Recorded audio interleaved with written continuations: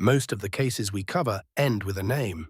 An arrest, a courtroom, a sentence, some kind of line drawn under it. These three don't. Tonight, three Japanese cases in which the person responsible was never identified, not acquitted, not released on a technicality, never found at all. We begin in 1984 with a group that spent 17 months holding Japan's food industry hostage. They kidnapped the president of Ezaki Glico from his own bathroom. He escaped 3 days later, then sent more than 100 taunting letters signed with the name of a villain from a children's detective novel, and left cyanide-laced candy on supermarket shelves. Around the year 2000, with the statutes of limitations expired, the investigation was formally closed. Not solved. Closed. Then Hachioji, July 1995. 3 women working a Sunday closing shift at a suburban supermarket. 2 of them still in high school. The safe they were guarding was never opened. 30 years on, the case remains open, and a 6 million yen reward sits unclaimed. And finally, Setagaya, the last night of 2000, where a killer murdered a family of 4 and left behind more physical evidence than almost any unidentified suspect in Japanese history, and still has no name.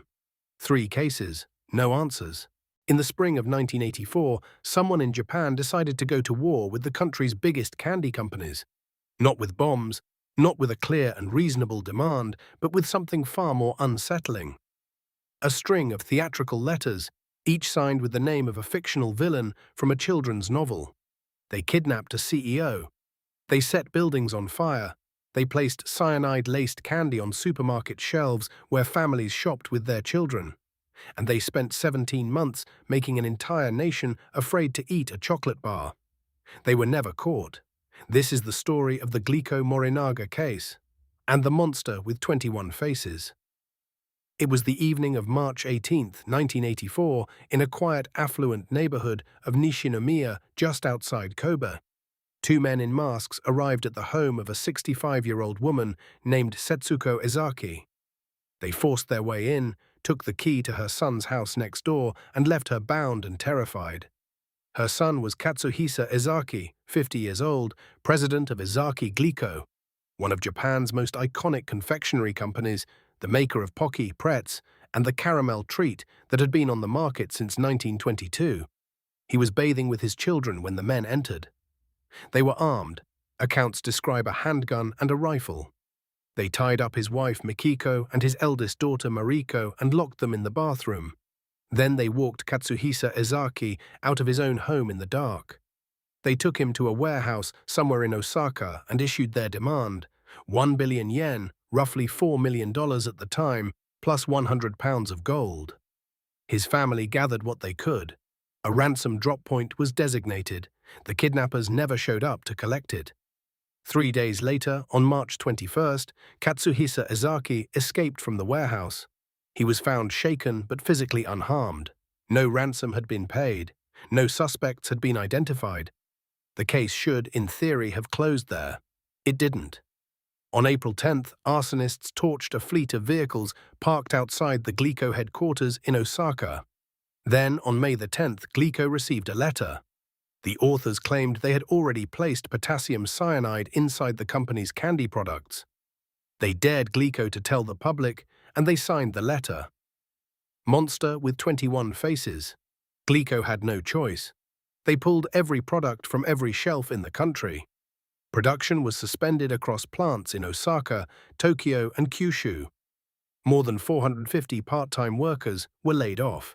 The financial damage ran to more than $20 million. Pocky, one of Japan's most recognizable snacks, disappeared from stores for months. And the monster with 21 faces had accomplished something remarkable. They had brought a major corporation to its knees without receiving a single yen. They repeated the tactic. Over the following months, extortion letters arrived at House Foods Corporation, Marudai Ham, Fujiya, and Morinaga. The formula was always the same. We have poisoned your products, pay us, or we go public. Police coordinated monitored cash drops in response to several of the demands. The group almost always spotted the surveillance and withdrew before any contact. Then, in October of 1984, the operation escalated from threats into something real. Packages of candy were found on the shelves of supermarkets across Japan. Each one was labeled in typewritten Japanese. Danger contains poison. You'll die if you eat this. The monster with 21 faces.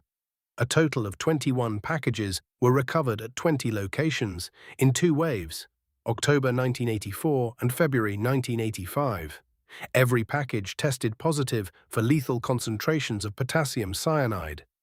They had actually done it. Whoever these people were, they had put poison into shops where children bought snacks on the way home from school. The panic was immediate and nationwide. Entire aisles of packaged food went unsold. The phrase, monster with 21 faces, entered the national vocabulary.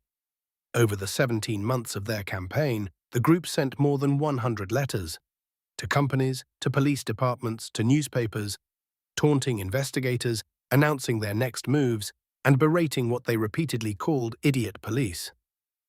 The monster with 21 faces operated with a sophistication that left investigators constantly one step behind. The kidnapping itself was precise. They had done reconnaissance. They knew the layout of the properties, the family structure, which door led where.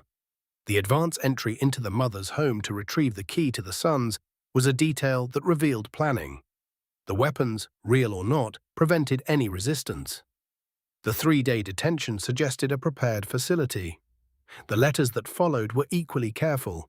They were typewritten rather than handwritten, eliminating graphological analysis. The paper and ink were standard, available at any stationer's. No fingerprints were ever lifted. But the voice in the letters was distinctive, theatrical, sardonic, confident, with a personality that remained consistent across more than 100 messages. It read like someone who had thought deeply about how they wanted to be perceived. The name they chose told you something. Monster with 21 faces was a deliberate echo of the Fiend with 20 faces. The master of disguise villain from Edogawa Rampo's beloved detective novels, which any Japanese reader of a certain generation would have encountered as a child. They were not only committing crimes, they were casting themselves as characters in a story, with Japan as their audience. The closest police came to catching them was on November 14, 1984, in Shiga Prefecture. A surveillance operation had been mounted for a cash delivery related to an extortion demand on house foods. An agent spotted a man near a telephone booth. A golf cap, glasses, and what officers later described as sharp, fox-like eyes. The man appeared to notice he was being watched. He walked away calmly, without running. About an hour later, a Shiga Prefecture officer found a station wagon parked with its engine running and lights off. Through the window, he could see the driver, the same narrow-eyed man, wearing headphones connected to a wireless receiver, monitoring the police frequencies. The instant the driver registered the officer's approach, he accelerated away. The station wagon was recovered near a rail station, abandoned. It had been stolen. In January 1985, police released a composite sketch of what they called the fox-eyed man. It became one of the decade's most circulated police images in Japan. Over the course of the investigation, more than 125,000 people were formally questioned. At the manhunt's peak, roughly 44,000 officers were mobilized. Police knocked on an estimated 3.2 million doors in the Osaka area alone. No arrest followed. The obvious motive, money, doesn't fully hold up. Over 17 months, the monster with 21 faces designed and executed a campaign that terrorized Japan's food industry, generated national headlines, and, by all accounts, never resulted in them actually collecting the ransoms they demanded. They received nothing. So what was the point? Investigators pursued a labor dispute angle. Ezaki Glico had a history of contentious union activity in the mid-1970s. A man named Manabu Miyazaki, an Osaka figure with connections to the city's underworld and a documented record of protest actions specifically against Glico in 1975 and 1976, became the investigation's primary suspect. He reportedly bore a physical resemblance to the fox-eyed man in the composite sketch. Police also noted what they described as similarities in phrasing and tone between a labor action recording Miyazaki had made in 1976 and the distinctive voice of the monster's letters. Miyazaki was interviewed extensively. He denied any involvement. He provided alibi accounts for the dates and locations in question. No physical evidence ever connected him to the kidnapping, the arson, or the cyanide packages. He was never charged. It's possible the perpetrators intended to collect money and simply couldn't. It's possible the campaign was orchestrated by an organized criminal group leveraging a labor grievance. It's possible the original goal shifted as the operation grew and the attention itself became the reward. None of these theories was ever confirmed. No insider has ever come forward. No deathbed confession has ever surfaced. What the monster with 21 faces left behind is less a crime file and more a script, and that in itself is revealing. This is interpretive commentary, not a clinical diagnosis, but the behavioral pattern is striking. Almost every extortionist group of that era operated in the shadows. No more communication than necessary, no media engagement, no theatrical flourishes. The monster with 21 faces did the exact opposite. They named themselves after fiction. They wrote to newspapers. They announced their moves in advance. They mocked police by name in their letters. They sent more than 100 messages when silence would have been safer. That pattern suggests people for whom the spectacle was at least as important as the outcome. Perhaps more so. The fear they generated, the front-page coverage, the humiliation of the investigation, the sense of running circles around the authorities. These may have been the real rewards. The ransom was a pretext. The audience was the actual target. The decision to place real cyanide in retail stores is the most chilling part of this analysis. Doing so required obtaining restricted chemicals, preparing the packages, entering stores without being identified, and placing products accurately on shelves, all at significant personal risk of exposure. They did this not once, but twice, across 21 packages in 2 separate episodes. That degree of follow-through, at that level of personal risk, suggests either pathological overconfidence or a genuine compulsion to demonstrate that the threats were not theater. And then there is the manner of the ending. On August 7, 1985, Shoji Yamamoto, the 59-year-old superintendent of Shiga Prefecture's police, died. It is reported that he set himself on fire at his home, a final act attributed to the profound shame of the botched November surveillance when the fox-eyed man had slipped through a net specifically laid for him.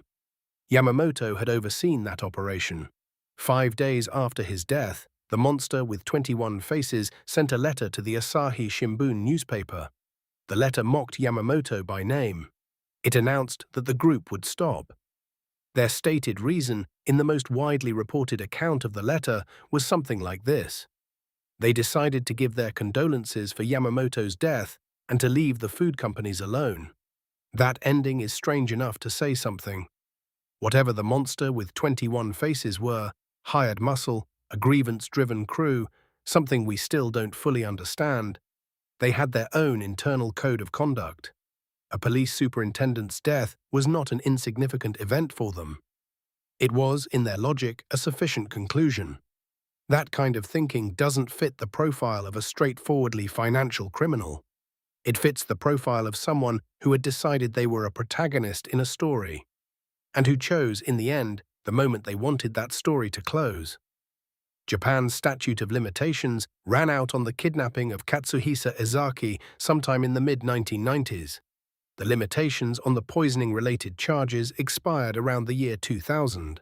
That same year, after 16 years, and what had become one of the most exhaustive and costly investigations in Japanese police history, the official probe was formally closed. Not solved. Closed. The case reshaped Japan's food industry permanently. Companies rewrote their crisis management and product tampering protocols. Retail chains updated their surveillance systems. Food packaging security changed. The case also inspired a generation of crime fiction, most notably the novelist Kaoru Takamura, whose Lady Joker drew directly on the Glico Morinaga incident's themes of corporate power, organized crime, and institutional complicity, and won the Naoki Prize, one of Japan's highest literary honors. But it is Shoji Yamamoto who stays with you. a career public servant who spent the last chapter of his professional life chasing a ghost, who felt the weight of a single failure so completely that he couldn't carry it forward. He was the only confirmed death tied to the case, not a direct victim of the monster with 21 faces, but a casualty of the investigation itself. The monster with 21 faces terrorized Japan's food industry, cost hundreds of workers their jobs, placed real poison in grocery stores, and sent more than 100 letters mocking the people trying to stop them. Then they walked away. They named themselves after a character from a children's novel, played a 17-month game against the entire Japanese police apparatus, and won by simply disappearing. That composite sketch, the fox-eyed man with the golf cap and the narrow features, is still on file. It is the closest the investigation ever came to a face. And that face still has no name. Thanks for watching. If this case stayed with you, subscribe and come back next time, because some crimes don't end with an arrest. Sometimes the most disturbing thing is the silence that fills the space where answers should be. Hachioji City, Tokyo. A Sunday night in late July 1995. The summer is at its worst. Hot, humid, the kind of evening where you want the day to be over. Inside a suburban supermarket called Nampei Awada, 3 women are working the closing shift. 2 of them are high school students earning pocket money on the side. The third, a 47-year-old woman named Noriko Inagaki, has been the night manager for exactly 1 month. By 9:15 in the evening, all 3 of them are dead, bound with tape, shot once in the head, left on the floor of the second-floor office. And here is the part that nobody in Japan has been able to move past in 30 years. There has been no arrest. The perpetrator has never been identified. The case is still open today, with a 6 million yen reward sitting unclaimed. This is the Hachioji supermarket murders. It was July 30th, 1995, a Sunday. The Nampei Awada store sat in the Awada district of Hachioji, a city on the western fringe of Tokyo, a busy, ordinary suburb, commuter trains, convenience stores, the kind of neighborhood that never expects anything to happen. The supermarket's layout matters to understanding what happened that night. The main floor was your standard grocery level, but above it, accessible only through an outdoor staircase around the back of the building, was a second-floor manager's office. That staircase wasn't the kind of thing a random customer would stumble across. You had to know it was there. That evening, Noriko Inagaki and 17-year-old Megumi Yabuki arrived at the store around 5 in the afternoon to begin their 4-hour closing shifts. By 6:30, all the other employees had finished their work and left. That left just Inagaki and Yabuki, one experienced woman in her first month as night manager and a teenager, to run the rest of the evening alone. Around 7 o'clock, a third young woman stopped by. Hiromi Maeda, 16 years old, had come to the store that evening not as a scheduled worker, but simply to visit. It said she decided to stay on and help out when she saw there were only 2 of them. She stayed. The store closed. Sometime after 9, the 3 women were in the second-floor office, the only place in the building where cash was held. A safe sat in that room containing approximately 4 million yen. When police responded at around 9:15 that evening, they found Noriko Inagaki, Megumi Yabuki, and Hiromi Maeda on the office floor. All 3 had been bound with adhesive tape. Each had been shot once in the head. None of them had survived. The safe had not been opened, but there were visible signs on the door that someone had tried to pry it. The perpetrator, or perpetrators, had vanished. What struck investigators from the very beginning was the methodical nature of it. Whoever entered that office had come prepared. They had brought tape to bind the victims. They had brought a firearm, and they had used both, in a way that suggested not panic or rage, but deliberate, planned execution. 3 people, bound, shot once each. The whole thing was controlled, efficient, purposeful. The location of that outdoor staircase matters here. To reach the second-floor office, you would have to already know it existed. It wasn't something a shopper wandering the floor below would find by accident. Someone had either been to this store before or had done their reconnaissance. Over the course of the investigation, police built up a picture of the physical evidence left behind. On the floor near the store's entrance path, in the parking lot area, police found cigarette butts. This would eventually become one of the most painstaking aspects of the investigation. Over the following years and decades, using advances in DNA technology, investigators managed to identify the smokers of nearly every one of those cigarettes. All of them people unconnected to the case. All but two. Two cigarette butts found near the path from the parking lot to the entrance have yielded DNA that has never been matched to any identified person. They remain part of the open file. The binding tape produced the most significant forensic lead. Decades after the crime, investigators used a specialized gas technique to separate the adhesive layer of the tape and recover latent fingerprints. In February 2015, police announced that prints recovered from the tape bore a resemblance, 8 matching points, to those of a Japanese man who had been in his 40s at the time of the crime and who had died in 2005. 8 points of similarity is not, by Japanese forensic standards, sufficient to establish identity with certainty. Police themselves acknowledged it would not be usable as courtroom evidence. A promising lead that hit a wall. The one man who might have been identified was already dead, and the match wasn't definitive enough to close the case. The weapon left the most striking forensic thread of all. Ballistic examination of the bullets and shell casings recovered from the scene identified the firearm as a Squires Bingham pistol, a handgun manufactured in the Philippines. From the outside, these pistols are designed to closely resemble a Colt. They were sometimes used by criminals in Japan precisely because they could be mistaken for something else. The Squires Bingham is not a weapon a civilian would casually acquire in Japan, where gun laws are among the strictest in the world. Whoever carried it into that office had access to channels outside the law. In 2009, 14 years after the murders, a Squires Bingham pistol was seized by police from a gangster arrested on a separate matter. Forensic testing at the Metropolitan Police Department's laboratory showed that the ballistic striations, the microscopic line marks impressed on a bullet as it passes through the barrel, were strikingly similar to those on the bullets recovered from the Hachioji scene. Police investigated this weapon as a strong possible match. Despite the lead, no prosecution followed. The official theory has always been that this was a robbery, a failed one, given that the safe was never opened. The store held 4 million yen in that office, and there are signs the perpetrator tried to get to it. Since none of the 3 women knew the combination, the money stayed locked away.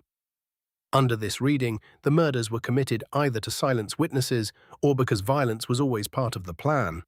But the robbery theory has always carried a weight of doubt. If eliminating witnesses was the goal, why would a professional criminal choose a target where 3 people happened to be present, when the intention was apparently to crack a safe? And if the women didn't know the combination, how did the perpetrator know the money was even there? The specificity of the target, a second-floor office, accessed via a concealed staircase on a night when only 3 inexperienced employees were present, suggests prior knowledge of the store's routines and layout.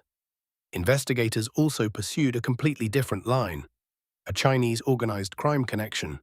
In 2009, a Japanese man imprisoned in Dalian, China, on death row for methamphetamine trafficking, made a statement that a Chinese national living in Canada had committed the Hachioji murders as part of a gang, a mixed group of Chinese and Japanese criminals who carried out a string of robberies across Japan in the 1990s.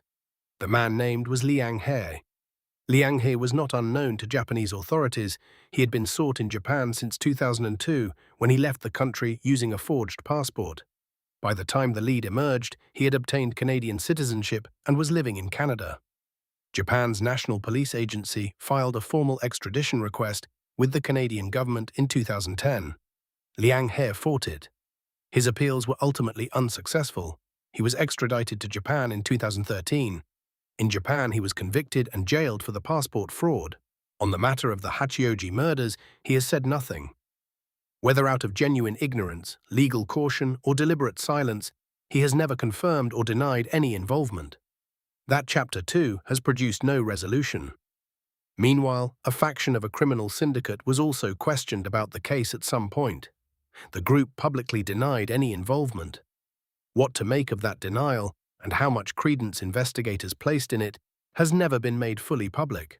The motive, in other words, remains unestablished. A botched robbery, an organized crime operation, a targeted act disguised as robbery. 3 women who were in the wrong place on the wrong night, or 3 women who were specifically chosen. 30 years of investigation has not closed the gap between those possibilities.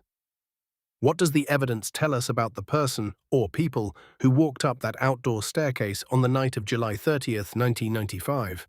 This is interpretive territory, and I want to be careful about it. There is no confession, no courtroom profile, no convicted defendant whose psychology has been formally examined. What we can do is read the evidence. The first thing the evidence says is, this was not impulsive. Tape was brought to the scene. A firearm was brought to the scene. A Philippines-manufactured pistol, the kind that doesn't turn up in casual circumstances, suggests access to underworld supply chains. The decision to enter that specific office, via that specific staircase, suggests prior familiarity with the target. Planning happened before July 30th. The second thing the evidence says is, whoever did this was capable of extreme, controlled violence. 3 people, 1 shot each, no excessive force, no chaotic struggle, or at least no evidence of one. This is not the crime scene of someone acting in a rage spiral. It has the structure of someone who made peace with the idea of killing before they arrived. The third thing, and this is where the case becomes genuinely disturbing to sit with, is what didn't happen. The money stayed locked in the safe. The perpetrator tried the door and failed, and then apparently left. Left behind 3 dead women, 2 unidentified cigarette butts, a partial fingerprint on tape, and 30 years of questions, and walked back down that outdoor staircase into the summer night. Whatever was driving this person, greed, desperation, a job contracted by someone else, something more personal and harder to name, they have lived with it ever since. They have not spoken. No deathbed confession has surfaced. No one, in 30 years, has come forward with the name. 30 years is a long time to wait for an answer that hasn't come. Megumi Yabuki was 17 years old. She was working a part-time shift at a suburban supermarket, the kind of job thousands of teenagers across Japan hold every weekend. Hiromi Maeda was 16. She hadn't even been scheduled that evening, and by all accounts, she just stayed to help out. Noriko Inagaki was 47 and had been the night manager for exactly 1 month when she died. 1 month, she had just started. Their families have waited through 3 decades of news cycles, forensic developments, international extradition proceedings, DNA advances, and annual press conferences in which police remind the public that the case is still open. As of 2025, the Special Investigation Headquarters of the Metropolitan Police had received 1,678 tips over the life of the case, 32 of them in just the past year. The National Police Agency's reward for information leading to an arrest stands at 6 million yen, 2 cigarette butts, a partial fingerprint from a dead man, a Philippine pistol seized from a gangster, a Chinese man extradited from Canada who won't speak, a safe that was never opened. None of it has been enough. Not yet. Japan has changed enormously since 1995. Forensic technology has improved. DNA databases have expanded. International cooperation between law enforcement agencies has deepened. And still, the person who walked up a back staircase in Hachioji on a July Sunday night has not been found. If you know something, anything, the Metropolitan Police Department is still listening. The reward is still there. And 3 families are still waiting for the morning when this case stops being a cold file and becomes a name. If you want to follow more stories like this one, crimes from Japan's modern history that most people outside the country have never heard of, the link is below. And if this kind of deep dive into real cases is what you're here for, we'd be grateful if you'd subscribe. These stories don't get old. It's New Year's Eve, 2000. Somewhere in the quiet western suburbs of Tokyo, a family of 4 is going to be murdered tonight. The killer who does it will leave behind more physical evidence than almost any unidentified suspect in Japanese criminal history. DNA, fingerprints, clothing, his own belongings, even a biological sample from the bathroom. He will eat their ice cream, he will drink their tea, he will sit down at the father's computer, and then, sometime before dawn, he will slip out of the house and vanish completely. 25 years later, he has never been identified. More than 5 million fingerprints have been compared. More than 1 million DNA samples checked. A reward worth 20 million yen. the largest in Japanese history, sits unclaimed. And the case has changed Japanese law forever because a country that watched this happen refused to accept that a murderer could one day walk free on a technicality. This is the story of the Setagaya family murder. The Miyazawa family lived in Kamisoshigaya, a residential neighborhood in the Setagaya ward of western Tokyo. The kind of area full of narrow streets, small parks, and quiet neighbors who keep to themselves. Their house was a narrow 3-floor structure with a garage on the ground level, the family's living spaces above, and an attic at the top that served as the parents' bedroom, accessible by a folding ladder. Mikio Miyazawa was 44 years old, a salaryman. His wife, Yasuko, was 41. Their daughter, Nina, was 8. Their son, Rei, was 6. The night of December 30th began normally. At 10:38 in the evening, Mikio opened a password-protected business email on the family PC. Investigators would later use this as the last confirmed sign of life in the house. Sometime after that, based on forensic reconstruction, the family went to sleep. The next morning, December 31st, New Year's Eve, Yasuko's mother came to visit. She tried to reach them and got no answer. She called the police. What they found inside was 4 people dead. Rei, 6 years old, had been strangled in his bedroom on the 2nd floor. Mikio had been stabbed in the head, the wound consistent with a sashimi bocho, a long Japanese filleting knife. Yasuko and Nina were found in the attic, where the parents slept, killed by stab wounds. The weapon, a santoku kitchen knife that belonged to the household. The sashimi knife the killer had brought with him lay abandoned at the scene. And the house was a mess. Not a ransacked burglary mess, but something stranger. Food had been eaten. The toilet hadn't been flushed. The computer had been used after the murders. Based on physical evidence and the painstaking reconstruction by investigators, here is what appears to have happened that night. The killer entered the house through the 2nd-floor bathroom window at the back. The bathroom faced out onto Soshigaya Park, and there was a tree there. He's believed to have used it to climb up and reach the window, removing the screen to slide inside. He came prepared. He had brought his own sashimi knife. He was on the 2nd floor. So was Rei's bedroom. The 6-year-old boy was asleep. Investigators believe the killer encountered Rei first and strangled him there. Then Mikio, on the floor below, or perhaps hearing something, came up the stairs. He confronted the intruder. There was a struggle. The killer was wounded, cutting his own hand badly enough to bleed throughout the house. Then he stabbed Mikio in the head with the sashimi knife he'd brought. The wound was fatal. Yasuko and Nina were sleeping in the attic above. There was a retractable ladder connecting the 2nd floor to the attic space. The killer climbed it. When he came back down, investigators say a loud sound. One nearby resident reportedly noticed that night was likely that folding ladder dropping. He left a woman and a child dead above him. By now, his own knife had broken or been discarded. He had used a kitchen knife he found in the house to finish what he'd started. And then he stayed. This is the part that defies easy explanation. After murdering a family of 4, the killer did not leave. He sat in the house for hours. He opened the freezer and ate 4 cups of ice cream. He helped himself to a melon and ate it without utensils, leaving traces. He drank several bottles of barley tea. He used the family PC. It's believed he may have slept at some point. He used the bathroom and left without flushing. At some point before sunrise on New Year's Eve, he left the same way he came, through the bathroom window. He left behind the broken sashimi knife, the kitchen knife, a hip bag, 2 handkerchiefs, some of his clothing, including a distinctive sweatshirt, and his own blood across virtually every room of the house. He left behind a crime scene that should have ended with an arrest. It still hasn't. Here is one of the most frustrating aspects of this case. 25 years on, investigators still do not have a confirmed motive.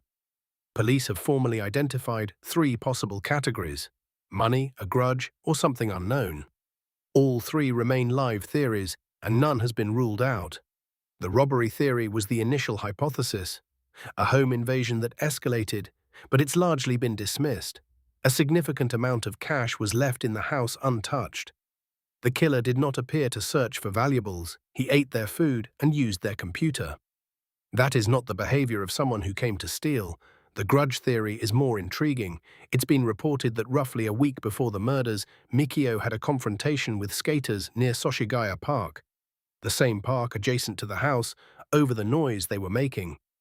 Whether that dispute had anything to do with the murders is unknown, and this connection has never been confirmed. But investigators have noted it publicly. What makes the motive question so difficult is the behavior. If this was premeditated, and the fact that the killer brought his own knife suggests some planning, then who was the target? Why this family?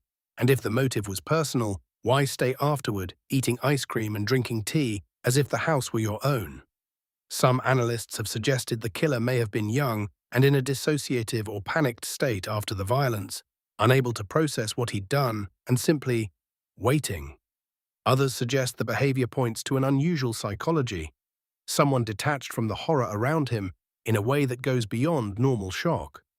The truth is, we don't know, and every theory so far has been unable to account for all the evidence. Let me be clear up front. What follows is interpretive analysis, not a clinical diagnosis. We don't know who this person is, but the evidence does tell us something about the kind of mind we might be dealing with. The most striking aspect of this case isn't the violence. It's what came after it. Staying in a murder scene for hours, eating, drinking, sleeping, using a computer, is an extraordinarily rare behavior.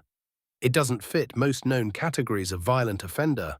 Serial killers have been known to return to crime scenes, but not like this. Burglars don't linger. Rage-driven killers don't take naps. What it could suggest is a profound dissociation, a mind that compartmentalized the killing so thoroughly that, within a short time, the person was able to treat the house as if it were neutral space. Or it could suggest something else, a kind of control, even comfort, in environments where he held total power. Whatever he was feeling in those hours, fear of discovery does not appear to have been his dominant state. There's also the matter of the DNA. Analysis of blood found at the scene, the killer's own blood from the wound on his hand, revealed something unusual. His mother's side appears to be of European descent, possibly from a country near the Mediterranean or Adriatic Sea. His father's side carries a Y chromosome haplogroup common in East Asia, appearing in roughly 1 in 4 or 5 Koreans, 1 in 10 Chinese, and 1 in 13 Japanese. This suggests a young man of mixed heritage, which in Japan in 2000 would not have been common, and might point towards someone who moved between cultures, who perhaps grew up partly abroad. Supporting that theory are some of the physical clues left in the hip bag, traces of sand that were analyzed and found to match soil from the Nevada desert, specifically the area around Edwards Air Force Base in California. It's speculated, not confirmed, that the killer may have had some connection to that region, perhaps a U.S. military family, perhaps time spent in the American Southwest. It's said that the clothing and the sashimi knife left at the scene were traced to purchases in Kanagawa Prefecture, which includes the area around the large U.S. military base in Yokosuka and Zama. And one of the handkerchiefs he left behind carried the scent of Draca Noir, a cologne that in Japan at that time was marketed primarily toward young men in Western-influenced social circles. None of these threads have yet connected to a name. But together they sketch an outline, a young, possibly mixed heritage man with ties to foreign cultures who may have spent time near American military installations, who carried an expensive cologne and planned enough to bring a weapon, but whose behavior after the killings suggests something deeply unresolved in his psychology. The sweatshirt left at the scene was traced. Only 10 of that model had been sold in all of Tokyo. Police checked all 10. None of the buyers matched the suspect profile, suggesting it may have been resold, traded, or obtained outside normal retail channels. It's a remarkable collection of clues pointing at a person no one has yet been able to find. The Setagaya family murder did something rare. It changed a country's laws. The case became a cause célèbre for abolishing Japan's statute of limitations for murder. At the time of the killings, the limit was 15 years for crimes carrying the death penalty. As the 15th anniversary approached in 2015 and the case remained open, the outcry was significant enough that Japan had already acted. In 2010, the Diet abolished the statute of limitations entirely for crimes that could merit capital punishment. It was the first time in over a century that Japan had made such a change. This family, in death, made it impossible for their killer to ever legally walk free on a technicality, no matter how much time passes. Rei, Nina, Yasuko, and Mikio Miyazawa were 4 people living an ordinary life in a quiet neighborhood. They went to sleep one night and never woke up. Yasuko's mother came the next morning to ring in the new year with her family. 25 years on, a group called Sora no Kai, a support and advocacy organization connected to this case, continues to push for expanded DNA legislation in Japan, arguing that a broader national database might finally produce the match that 1 million comparisons so far have failed to find. In December 2024, they formally petitioned for a law specifically expanding the scope of DNA collection. Police continue to investigate. The reward of 20 million yen, the largest in Japanese history for a criminal case, remains unclaimed. Somewhere, the man who did this is still out there. He would be somewhere between his early 40s and his early 60s today. He has lived his entire adult life carrying this, and somewhere in Japan, or perhaps not in Japan at all, he has never been asked to answer for it. 4 members of a family deserve better than that. If this story stayed with you, subscribe, because understanding these cases, sitting with the discomfort of what goes unresolved, is one of the few things we can still do for the people they left behind.